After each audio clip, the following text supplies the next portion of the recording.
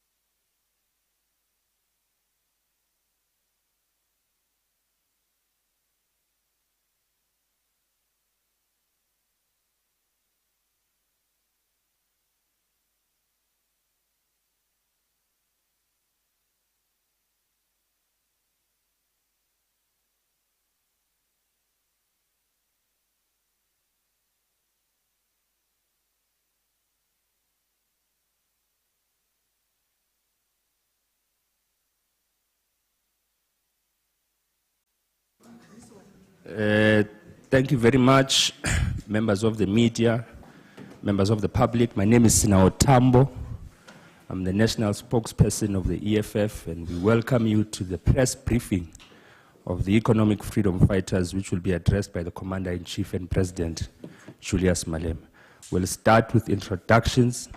On my far left, we have the Treasurer General of the EFF, Commissar Mpile Mautwe. And immediately next to her is the National Chairperson of the Economic Freedom Fighters, Commissar Veronica Mente. Then I have on my far right the Deputy Secretary General of the Economic Freedom Fighters, Commissar Poppy Mailula. Sitting immediately next to her is the Secretary General of the EFF, Commissar Marshall Dlamini. And on my immediate left, we have the Deputy President of the EFF, Commissar Floyd Shibambu. And of course, on my immediate right is the President and Commander-in-Chief, Comrade President Julius Malema, who will be taking us through the press briefing today. Over to you, President.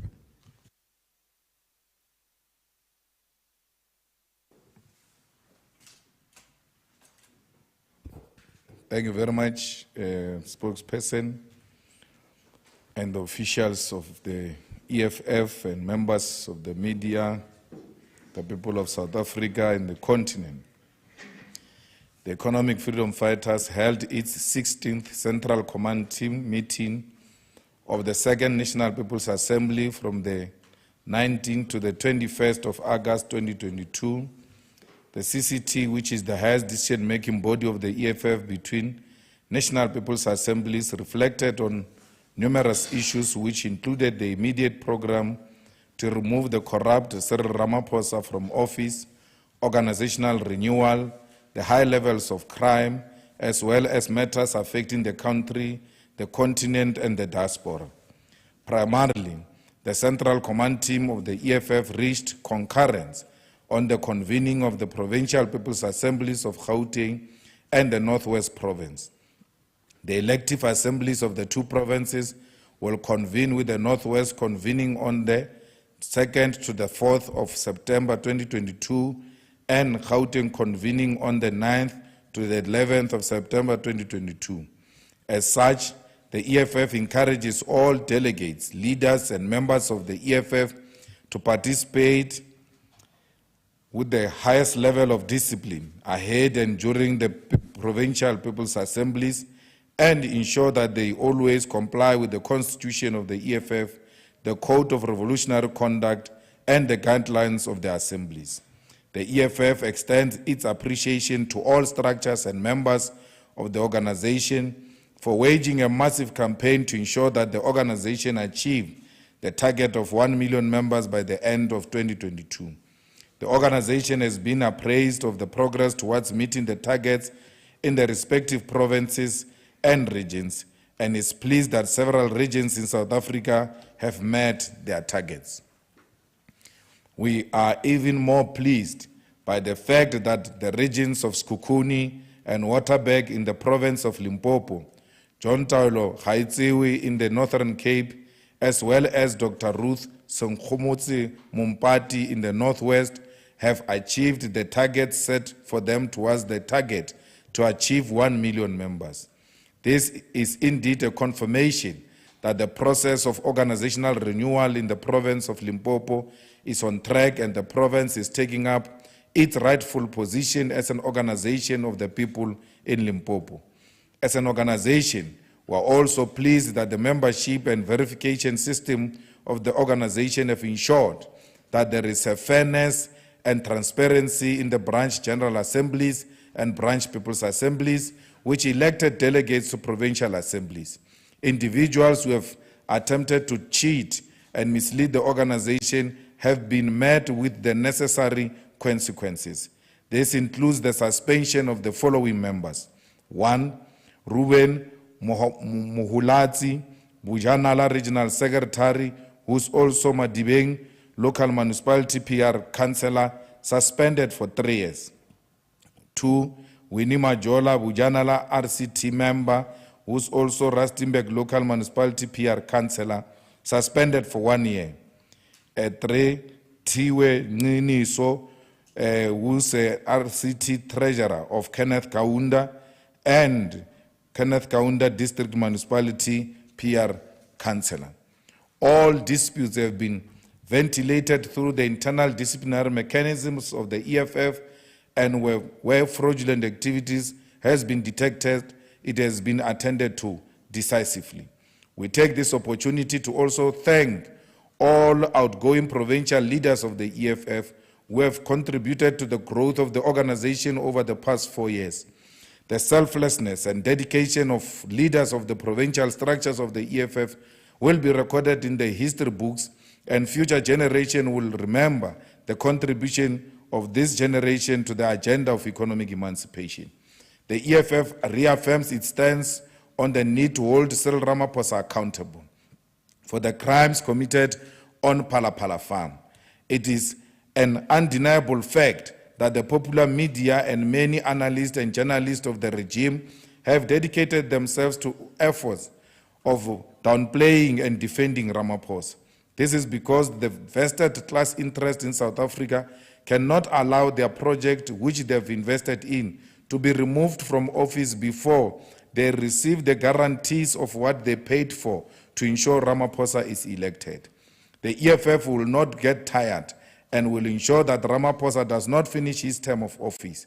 We thus call on all principal members of the opposition and civil society to join in ensuring that Ramaphosa does not get away with the crimes he has committed. No one, no matter what so-called standing, must be allowed to defend and justify the crimes of money laundering, tax evasion, kidnapping, torture, and concealing of crime as matter of insignificance. These are crimes that will ordinarily result in a swift impeachment of any head of state, and any impression that seeks to portray Ramaphosa as the reason for stability in a country which is collapsing must be rejected with the contempt it deserves. As the third largest political party represented in the Parliament of South Africa, the EFF will also explore and participate in legislative and judicial measures to hold Ramaphosa accountable. This includes Section 89 committee process, which must lead to the ultimate impeachment of the president, as well as motion of no confidence. The EFF and a majority of opposition parties represented in Parliament appreciate these two processes address separate material failures and breaches of office by the president, and are mechanisms to hold him accountable and also complement each other. We condemn the attempts by the South African Reserve Bank, the South African Revenue Services, the Financial Intelligence Center, and section of the South African Police Services, who are currently involved in an illegal and unlawful cover-up of the crimes committed in Palapala. We caution employees of these institutions that their efforts to cover up the crimes committed by Cyril Ramaphosa will get them arrested and jailed for a very long time, because they are defeating the ends of justice. Moreover, the EFF calls for the immediate resignation of the Minister of Finance and a pervert, Enoch Godongwana, who has added sexual harassment on top of his complete failure of managing the South African economy. The continued stay of Enoch Godongwana in office is a spit in the face of the 9,516 victims of rape who opened cases at police station between April and June 2022. It is also a reflection that we are led by a government which has got no regard for women. It is a government of a finance minister who abuses women in their places of profession. It is a government of president who tortures a female domestic worker because of his uncontrollable greed. If Godongwana had any respect for the office he holds and the women of this country, he would have long resigned. But he has not done so because he draws inspiration from his criminal president, who is unrepentant in the face of calls for accountability. The EFF is further disturbed by the high levels of crimes which are afflicting South Africa.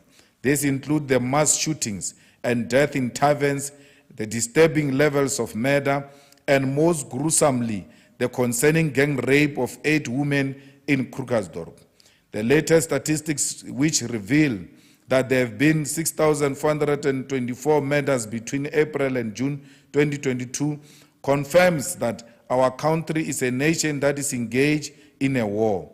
These deaths are higher than the number of deaths in the war between Russia and Ukraine and show that our people are being killed at an intolerable rate in our communities.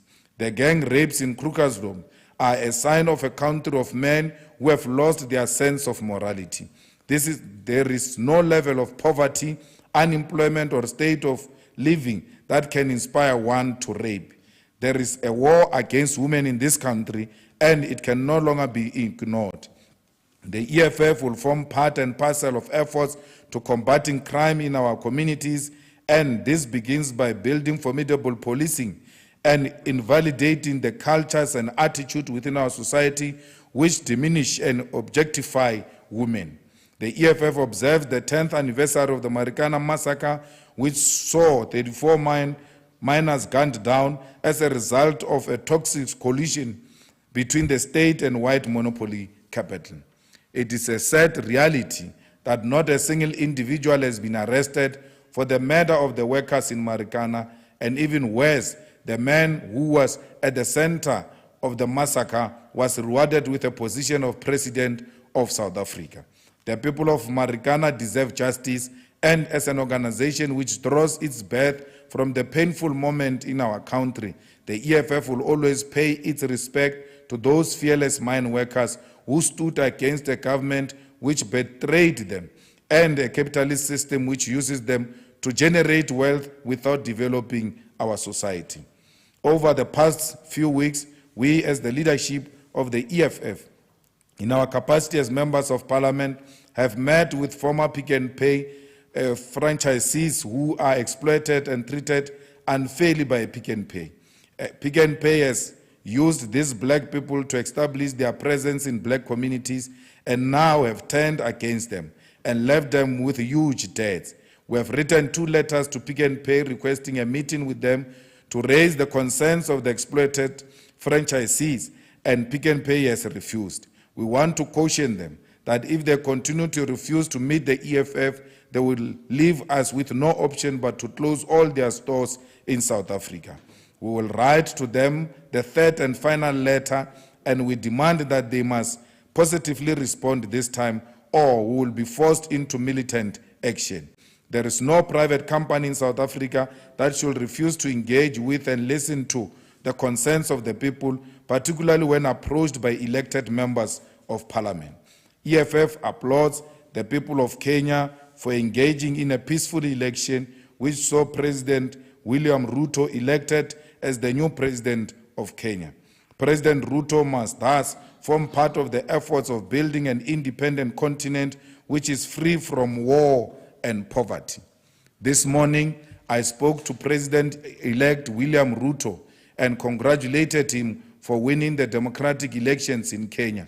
We encouraged President Ruto to handle and preside over the transition with maximum care in a manner that must not degenerate into violent confrontations. We call on Mr. Raila Odinga to accept the election outcome and not form part of a tradition of causing instability and uncertainty on African governance. Mr. Odinga must humble himself and form part of government that will address the challenges confronting the people of Kenya and not allow history to remember him as an individual who was desperate for power at the cost of the progress of his nation. Finally, the EFF takes this opportunity to welcome the King Zulu KwaZulu-Natal as the new king of the Zulu nation. The Zulu nation occupies a place of significance in the history of the continent as a nation that defied a colonial conquest and waged commendable struggles against forces of colonialism in defense of our land. The EFF further calls for unity within the Zulu royal family and for the acceptance of the new king who has assumed a great responsibility as a custodian of a collective history and tradition of the Zulu nation. It must also be noted that the presence of the people of Zulu descent from nations such as Tanzania, Malawi, Eswatini, Congo, and other various places in the continent confirms our long-held notion that Africans have always been one. We must thus remain committed to economic and socio-political unity of the continent so that Africa can assume its rightful place as a leader in development, utilizing its mineral resources. I thank you. Thank you very much, President and Commander-in-Chief. We will now take a round of questions from members of the media. So when you are noted, please state your name and the media house which you hail from. Let's take the first round. Questions from members of the media, CBC. I've noted 1, 2, 3, 4. In that order, 1 to 4. Thank you very much. Thank you, Khomotso Modise from Eyewitness News. I just wanted to ask for a response, please, a reaction on what's been happening with the Hilary matter. Last week we saw that back and forth with the suspect being arrested and then being released, lack of evidence against him. What's the CIC's reaction? Number 2. Zintle Mahlati from News 24. I just want to know, Mr. Malema said that the Gauteng province is ready, the EFF in Gauteng is ready for the conference next month, but there have been some members who've called out the manipulation of branches and stuff like that. Can you speak to that and whether these issues are true and whether the party is addressing them? Number 3. Lisa Gatandwa from, Lisa Gatandwa from the Mail and Guardian. Just on what you say on the war against women, Mr. Malema. You recently appeared on a podcast called MacG podcast, I forget the full title. A man who's been called a misogynist. Isn't this something that directly contradicts your messaging and your language that you're using now? Also, the disgruntled members that Zintle is talking about sent a memorandum to the office, I assume the office of the secretary, where they spoke about allegations of rape that were leveled against the original secretary at Sedibeng. What happened in terms of that case? Has there been action against your own regional secretary? And what is the policy of the EFF when it comes to such cases? One would think, surely because of the language that you've used, that any case like this would be something that you take with the seriousness it deserves. In terms of these regions, the branches, apparently there's alleged ghost branches and members. What exactly is the Secretariat doing about this? Is there a concern that should you go ahead with the provincial conference, that there will be, you will see a situation like the ANC where you find yourself in court with challenges? Thank you so much. Thank you very much. Number 4. Sam Keller from the SABC. I've pretty much been covered by my colleagues. On Mr. Malema, you've been accused of meddling in the issues of the preparations towards the People's Assembly here in Gauteng. Is there any substance to these allegations of you meddling and wanting to install and reward the regional chair of Ekurhuleni Dunga with the provincial chairpersonship position within the province? Thank you. President. Thank you very much. The Hillary matter, I think, is now progressing very well. There's been a court decision which assembled a very well-resourced and specialized team, which has led to the other arrest where the suspect, who appears to be a serial rapist, confessed to the murder. And we are involved. We are actually the ones that have led these people to the arrest of these ones. The last one who was arrested, his name is Biggie. It's a Nigerian in Nelspruit. He knew Hillary very well, and this person who confessed to murdering Hillary went to sell the laptop and the cell phone to Biggie. And Biggie, when he opened the laptop, found Hillary's names and then returned the laptop and the gadgets back to this suspect. But Biggie's problem is that he never alerted the police about that. And when this guy confessed to murdering Hillary, he said, I sold the gadgets to Biggie. And Biggie has since confirmed that he has indeed received those things, but he returned them when he saw Hillary's names. And what is so disturbing is that Biggie was at Hillary's home, was at Hillary's funeral, and everywhere else, but he never shared this information with the police that someone who looks like this came to sell these things to me, and so on. So he's being charged with defeating the end of justice, and he has been released for whatever reason. Perhaps an impression I got is that he is likely to cooperate with the police and share more light to confirm that indeed this guy had Hillary as guardian. Gauteng is going to PPA, and really you are inviting me into gossips. You are, because you can't produce anything. Yeah, let me give you an example. Give me one dispute. One. You can't give me. All of you sitting here. You listen to gossip, you don't do thorough work, and then you bring gossip to me. Why can't you ask them, you send the letter of a grievance to the office of the SG, give me a copy. I'm not being unfair to you. You can't produce it. We received one letter from Mushe's branch in Soweto. What is that branch? 127. The letter says, the EFF is dying here, things are not going well, and therefore I'm lodging my dispute. What must I do with that? What is the dispute there? Because the dispute must be based on the guidelines of the EFF. So you just get a person disgruntled writing a letter to you without narrowing it down. I must know, what is the dispute? I cannot just be told there is a dispute. There are no disputes in Gauteng. Nothing. There is a lady who comes from, is it Diepsloot? Naturena side, who used to work here at the EFF. And then she was fired. She worked at the GBV office, DSG.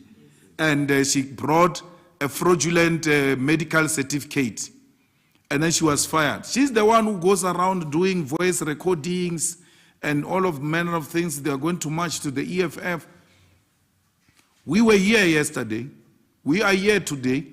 And I said to the SG, don't even worry. When they come here, we are going to ask for their leaders. We get into the media room with their leaders, and we ask them a simple question. What is the dispute? They can't tell us. No one has got a dispute. These people that I said we suspended is the secretary of Wujanal, who went to preside over a branch. After presiding over the branch, you bring the attendance register back to the head office.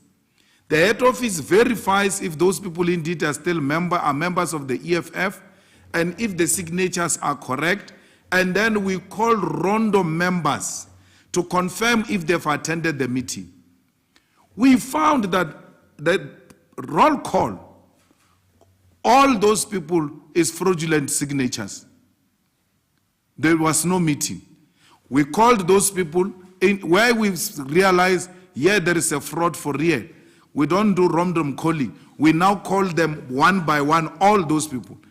All of them said, we never attended the meeting. So meaning the regional secretary of Bujanala went to sit in a toilet and just do signatures for those people and then brought it here. That is not just a fraud. It's undermining the growth of the organization. And therefore, it's a serious political misconduct which we deal with in the EFF decisively. The second one that we gave 1 year confessed. They confessed. They said, no, I know I was wrong. I will leave everything to the organization. So where we find wrongdoing, we deal with it thoroughly. So this is how quickly the process works. The branch of the EFF reaches more than 100 members, and then they submit them to us. We capture them. For you to be a member of the EFF, one of the requirements is that you must be a registered voter. If you are not a registered voter, the system is going to reject you. Then you must have banked your 10 rand. And that form must be accompanied by a proof of payment of that 10 rand. Then we capture all of them. Then we take what we call data back to your branch and say, guys, go through that list of members. If you are satisfied all your members are there, make us aware. Then they say, we're fine, these are our members. They bring it back to us. We convert it into an attendance register with name, surname, ID number, only a space for cell phone number and signature is left there. So people, by the time they arrive, they are signing on an attendance register that comes from the head office, which was confirmed by the branch that this is a true reflection of our membership. So what fraud is that? So that's why you are bringing gossip. Now you are telling me about my involvement in the leadership of the EFF.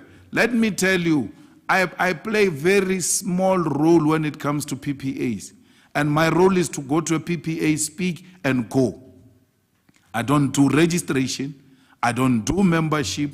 I don't run elections unless the PPA degenerate and requires intervention. Only then I will be called to come back and intervene. Other than that, all of this work is done by these two comrades on my right, the SG and the DSG. None of us is involved here except the TG when it is time to pay. And then the rest of us will be deployed to go and speak. Yes, as deployees, we will from time to time sit in meetings to check whether the state of readiness, are we launching branches, are we meeting our target, does the regions and PCT meet as required. So, really, you should be saying to us, in what? This is what you guys have done, and this branch was not properly launched. No one can say that. No one can say that. No one can produce any letter. My sister, War on Women, what are you doing at McG? It's like asking a pastor, what are you doing? McG, even if he's got disrespect for women and gays and lesbians, we have a responsibility to educate him. And we can't educate him by screaming at him from a distance. I told him when I was there how South Africans feel about his conduct and behavior. So I'm not going to sit away as a pastor from prisons because when I go to pray for murderers in prison and rapists, I will be told, yeah, by going there you are also encouraging what you are saying you are standing against. I will still even speak to rapists themselves and try to persuade them to do the right thing. So I want to participate in McG to tell him that South Africans, in particular our women and particularly EFF women, have been refusing me to participate in that program because they are not happy with how he carries himself. Whether he's going to change or not, a message has been delivered not through gossip, right on his face. And through direct engagement with him, we hope he will become a better person. The CDBing secretary, we got the letter and we are following the case very closely. He hasn't been charged. You know, there is a painful story of Sindani. Sindani, Enoch hasn't been charged as well. Who's Enoch? Enoch Odongwane, he hasn't been charged as well. And yet you are calling for him to step aside. But your levels of holding people, your standards of holding people, your standards are too low. You are extremely too low. You can't have a minister who doesn't deny that he asked for a happy ending and said to me he's not charged. Enoch hasn't denied it. and he's a minister, a national minister. So by virtue of that office, you are held at very high standards. And your levels of standard are extremely low and highly disappointing. So we are saying to you, the matter has been brought to our attention. We brought the matter to the attention of the regional secretary, and we said to the lady in question, we must be briefed of every development. As a result, the DSG is sitting on that matter. There is Sindani, who was a member of parliament, who was accused of rape. We moved as the EFF and said to him, move from parliament and move from CCT. Sindani resigned and went to police station to say, I'm told someone opened a case of rape against me. I'm here, I'm handing myself over. They said there's nothing like that. Till today, he hasn't been asked, right, by any policeman about this matter of rape. It's how many months now? 8 months. It's 8 months now. Now we say, okay, let's leave Sindan. Our DSG deals with a GBV. She's heading GBV desk. Then she calls the victim. That's her job. We need to come see you. We need to arrange counseling for you. They make appointments more than 3 times DSG. She doesn't pitch up. The last conversation, the victim tells the DSG, my family said I must no longer talk to you, and therefore you must stop calling me. Then the DSG says, that's fine. Give us the contacts of the investigating officer, so that as the EFF, we work with the investigating officer to make sure that this matter find its a final conclusion. She said, no, I can't give you the numbers of the investigating officer. The guy is at home. The victim is refusing to speak to us. No policeman has spoken to the guy. We have taken efforts through the DSG to meet with the victim. She has never shown up, despite the fact that she has made commitment. So we are very serious about issues of rape. But that comrade equally has got a right to be heard. He wrote us a letter. He says, what must happen to me? Because you said I must stay at home, I'm staying at home. No one is talking to me. No policeman is talking to me. No EFF is talking to me. What type of fairness is this?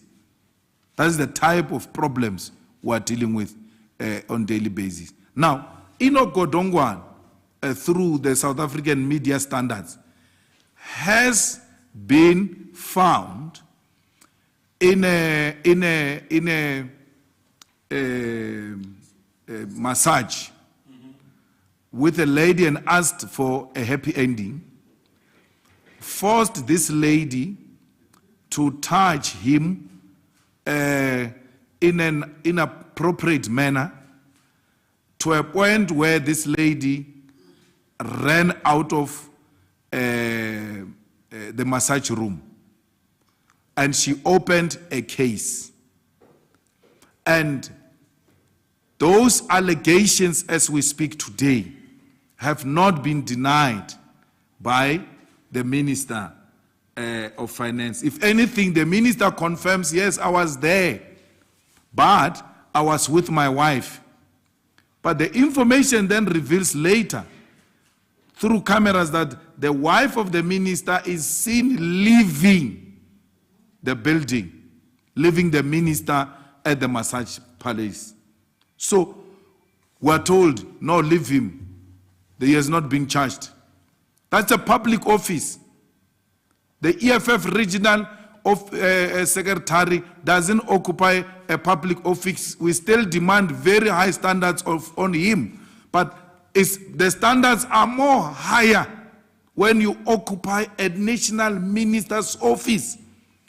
And because you have not been charged without, even when we have not denied the allegation, no, he must not leave the office. And that comes from women who say, no, he's not charged. Even if he has not denied the allegation, he must be treated like your regional secretary.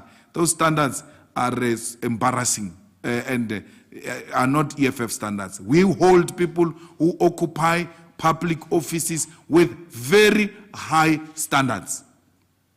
And in the statement we show there that Enoch is not only about sexual harassment, he's presiding over a collapsing economy. And therefore, we have no reason to keep him as a minister of finance. And I said this in the previous press conference when we were speaking about Enoch. One other thing about Enoch is that he's in and out of hospital. He's a very sickly minister who's not available. And I don't understand why he insists on wanting to be a minister of finance despite the fact that he knows that his health condition is not in good condition and good for such a serious ministry that is highly, highly involved, which requires young and energetic visionary ministers who are in good health. So by all means, Enoch does not meet any requirement with this latest allegation to be a minister of finance. Thank you. Thank you very much, President. We'll take the second and final round of hands. So if you have any follow-ups, or if you were not noted in the first round, this is your opportunity. I note number 1, number 2, the only 2 hands, the final round, going once, twice, number 3. Thank you very much. Number 1.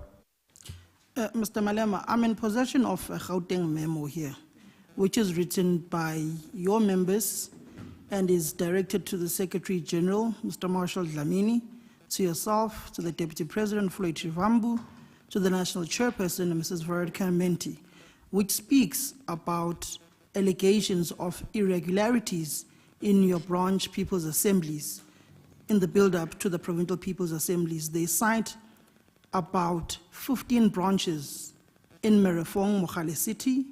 They cite Mfuleni branches, Midval, Lesedi, Johannesburg, and Ekurhuleni, and Tshwane as well, which speaks about them saying they've disputed a number of these branches. I can forward you the message for you to see as well. Then I Please do that. I then question you on the issues Send of... me. No, I'll send it. I don't have it. None of us here have got a memorandum like that. Because read the guidelines as well. You don't write a memorandum as members. We will write a dispute as an individual from that specific branch. So members who write a memorandum on behalf of West Rand, Merafong, and they said in which meeting, under which clause, under which guideline. Because you can't. There's no such a thing. There's no such a structure in the year. You write a dispute as a member. It says how many hours, DP? 48 hours. You write a dispute and say things did not go well in this branch where I participated as a member. That memorandum from members. That's why when we said members, the SG says to me, members. Because it doesn't work like that. No one can write a memorandum for Western CDB. Where did they meet? And if they met to develop that memorandum, they met as what? Under which clause in the Constitution and the Code of Revolutionary Discipline and the guidelines for people's assemblies. But we're free to receive it. We don't mind. That's, I said to you, even if they come marching, there will never be a confrontation here in the EFF offices. They are more than welcome. The deadlines have passed, but we'll listen to them.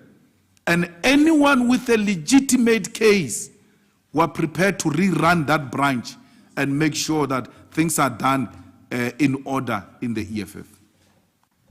So in essence, just to finish, Mr. Malema, you are disputing the content of and receiving of this particular memo from your members. What is then the way forward for you to reach out to these members of yours, whom I assume are part of those people whom you would want to be part of your 1 million members come the end of the year? I said members are more than welcome to raise their dispute here, and there is no such a thing. I can tell you now. That's why it's written in a manner it is written.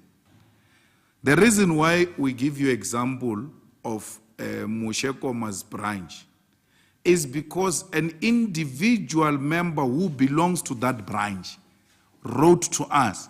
And when we verified the credentials, we realized this is our member, he comes from that branch, and therefore has to be listened to. When we went through the dispute, we didn't hear anything. And we wrote back to say, but you are not helping us. You just say the organization is dying, and you're not saying, in terms of this clause, in terms of this guideline, things have not been compliant with. So, but we'll help anyone who comes to us. We don't have interest, some girl, nothing, none whatsoever. We listen to everybody, but we're not going to allow a situation where people insult the EFF on Facebook without any substantive submission to the leadership, and then hope they will be tolerated. On my last part, the lady in question from Ward 27, whom you were speaking about, that she used to work here, she just sent a screen grab, in essence saying that she was not fired, and shows a conversation between herself and the Deputy General Secretary, in which she speaks about she was told to stay at home due to ill health. What is the true substance and the true nature of the discussions with that person on regards to the specific issue with her? She was fired. If she didn't know, she must know now. She's fired. Just to update the House President, the Deputy President had to attend to an urgent call, which is why he stepped out. We'll take number 2.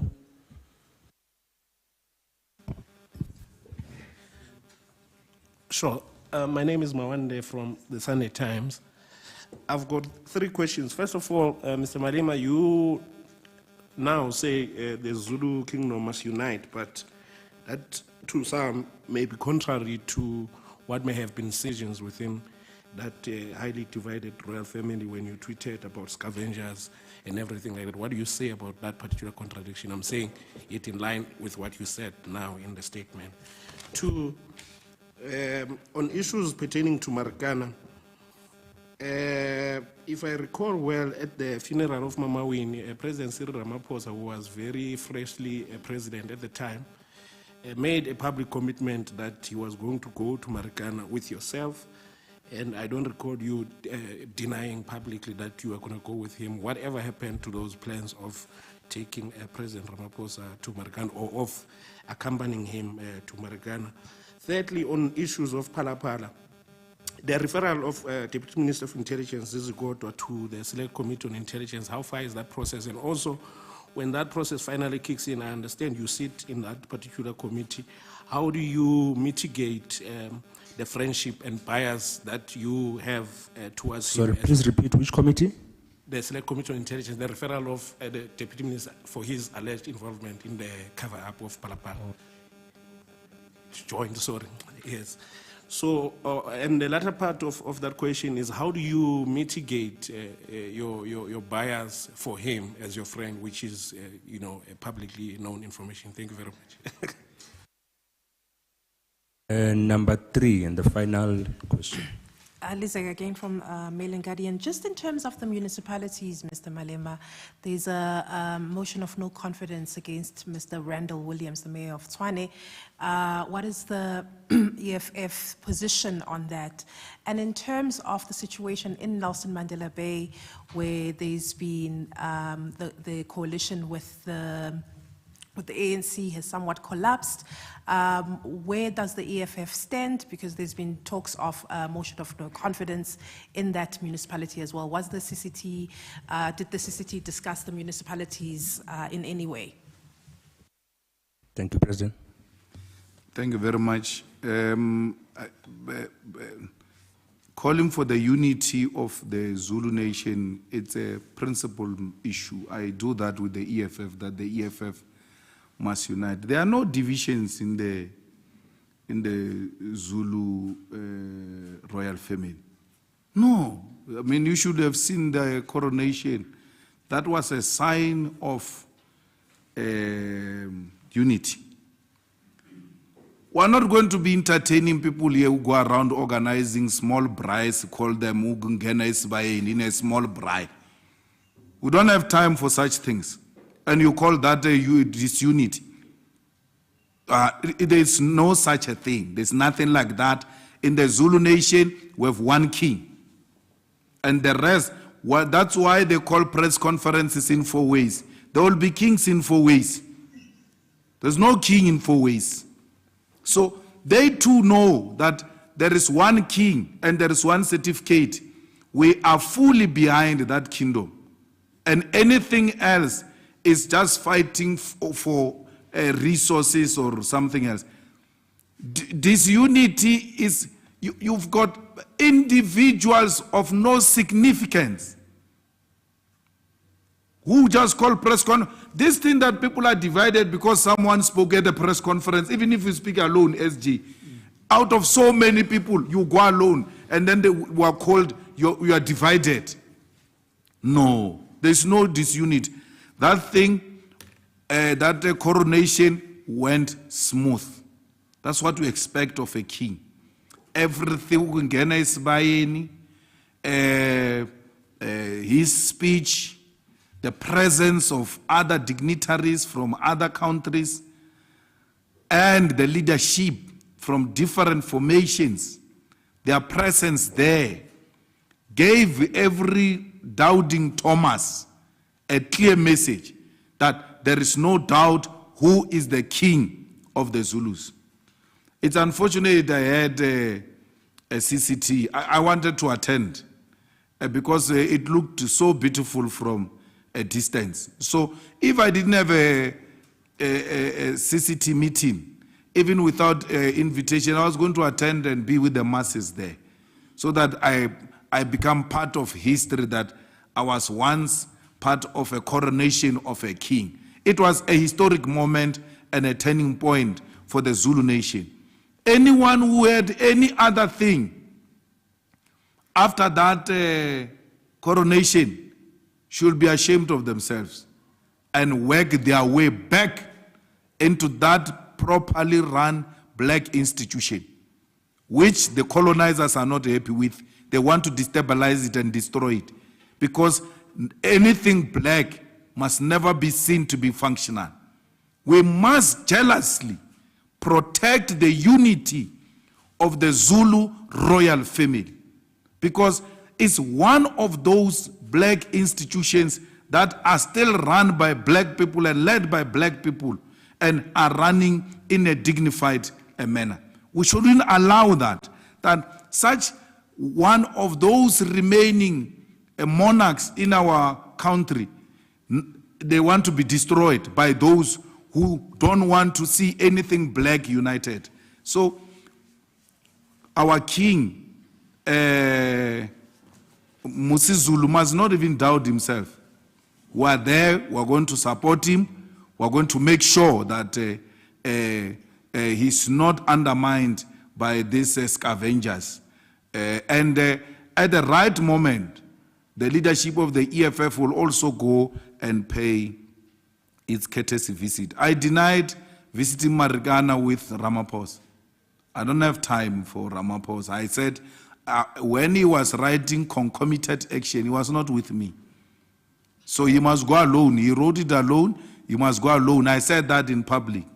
So I even said, I remember in one press conference, I said, he ate alone. Therefore, he must go alone. And there was a journalist who said, oh, you wanted to eat with him. So that's when I was denying that I will not go with him. So I'm not part of any Ramaphosa's entourage. That is his own problem. But that's a lying president that you defend. He lied next to Mama Winnie's coffin that he will go to Marikana. Even in the presence of the dead, he lied and still not fulfilled that obligation. I'm not in the joint standing committee on intelligence. It's Mbuyiseni who sits there. And even if I'm Zizi Godwa's friend,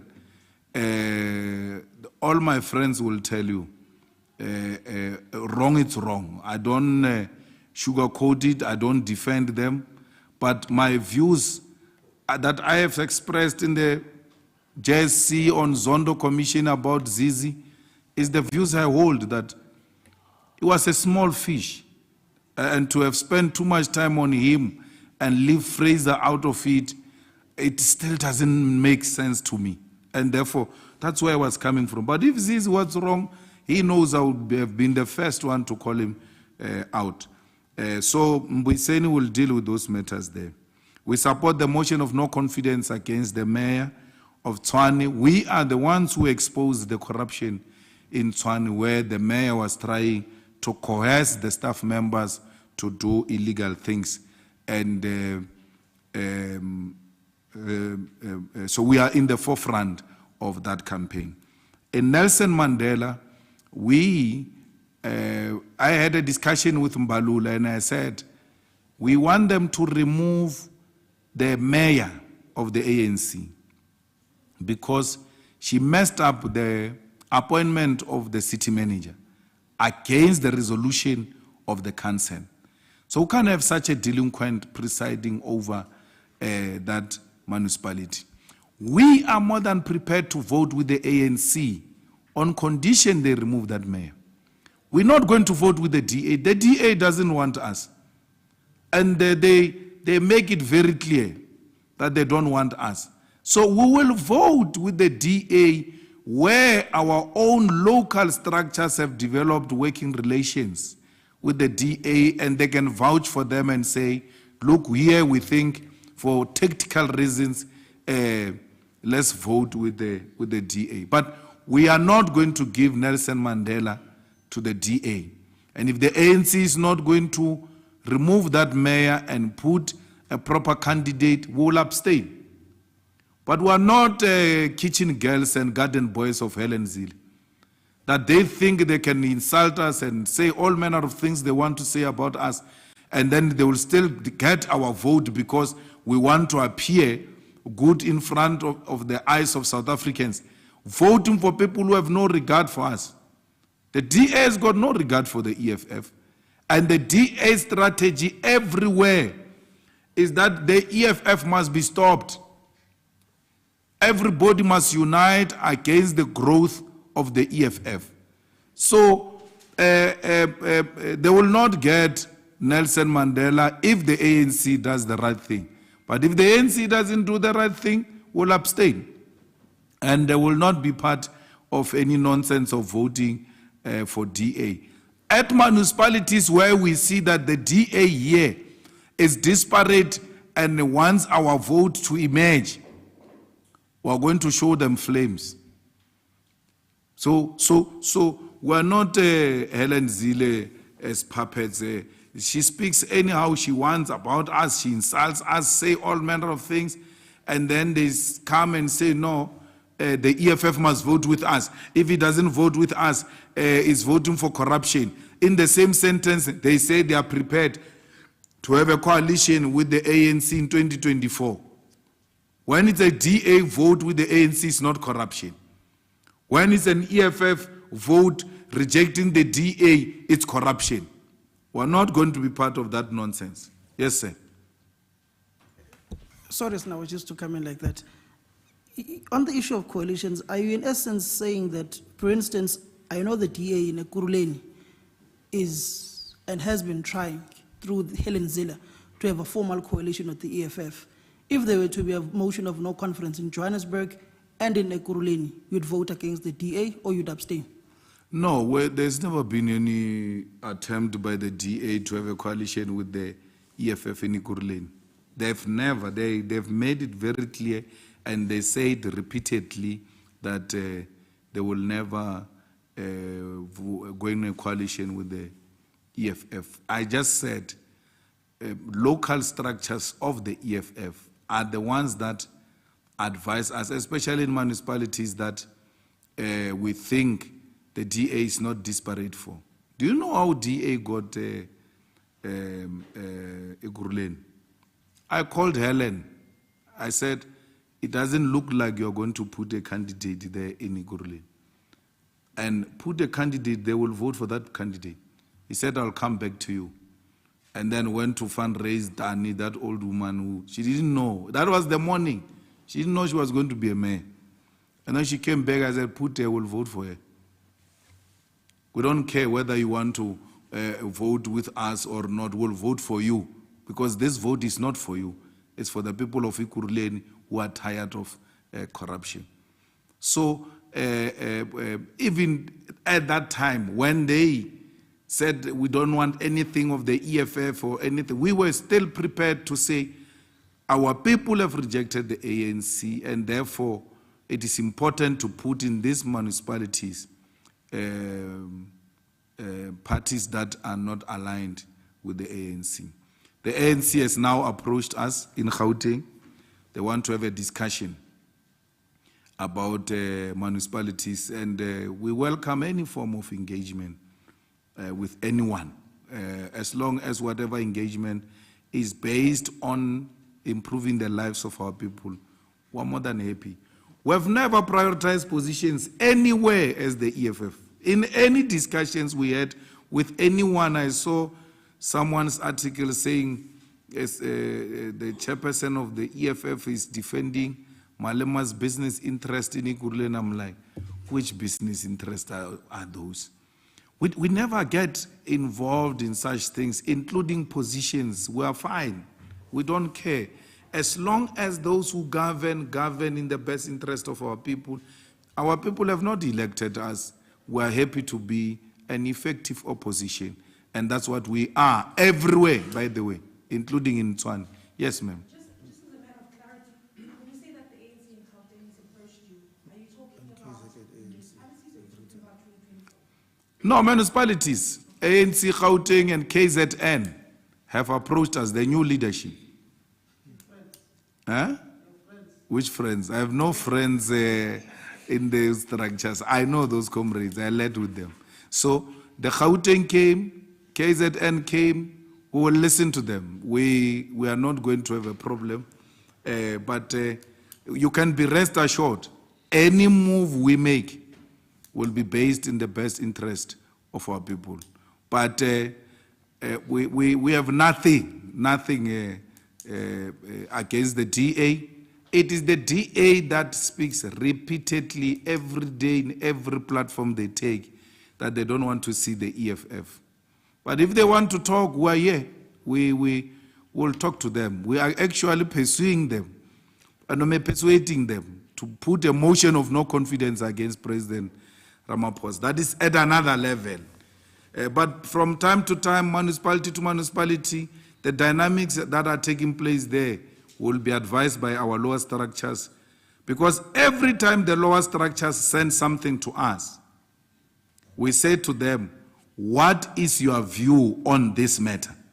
And then once they've put their view, we say, let's go with that view, unless it contravenes and undermines the principles of the EFF. I think we're done.